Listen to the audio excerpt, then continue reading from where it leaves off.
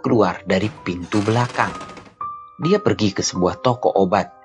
Lalu penjaga di sana bertanya kepadanya. Apa yang bisa saya bantu, gadis kecil? Anak itu menjawab. Saya ingin membeli mukjizat. Maaf, mau beli apa, Nak? Mukjizat, saya perlu mukjizat.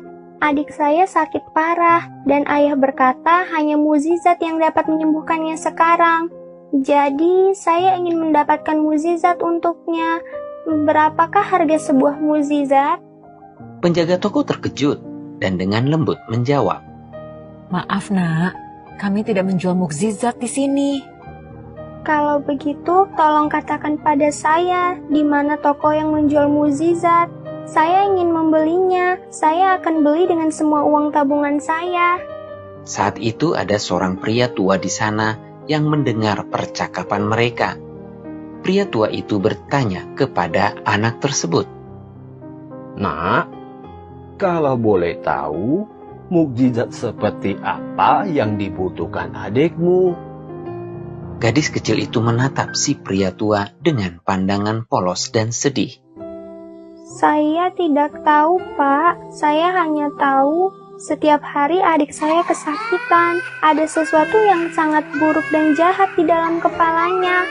Ayah sudah berusaha keras untuk menyembuhkannya, tapi adik tidak kunjung sembuh. Dokter bilang dia harus dioperasi, tapi kami tidak punya uang untuk membayar biayanya.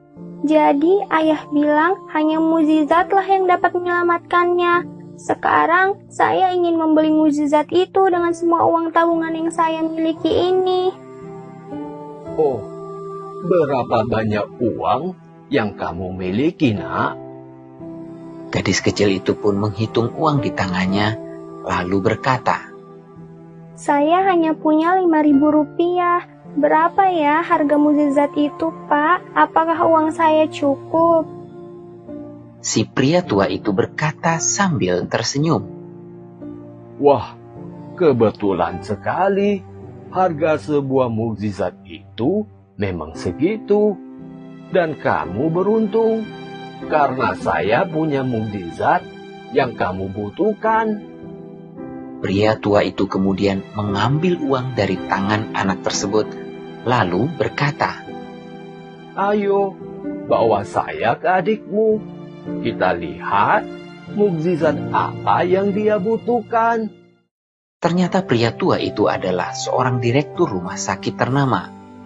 Setelah melihat keadaan adik dari si gadis kecil itu, ia mengirim ambulans dan membawanya ke rumah sakit untuk segera dioperasi. Operasi itu pun berjalan lancar, dan keadaan si adik membaik dengan cepat, sehingga ia diizinkan pulang setelah seminggu. Ayah dari si gadis kecil tak henti-hentinya berterima kasih pada si direktur rumah sakit, karena biaya operasi dan rumah sakit tidak dibebankan sama sekali pada mereka. Namun, direktur rumah sakit itu hanya tersenyum dan berkata, Jangan khawatir, Pak. Putri Anda telah membayarnya dengan ketulusan hatinya. Si ayah yang penasaran pun bertanya pada putrinya apa yang telah ia lakukan. Sang putri dengan gembira dan bangga berkata, Ayah tahu dia itu penjual mukjizat loh, Ayah. Aku bertemu dengannya di apotik dan aku membeli mukjizat yang ia jual dengan seluruh tabunganku. Tuhan itu ada dan selalu berada di samping kita. Saat kita membutuhkan pertolongannya, Tuhan akan memberikannya melalui orang-orang di sekitar kita dan melalui cara-caranya yang tidak terduga.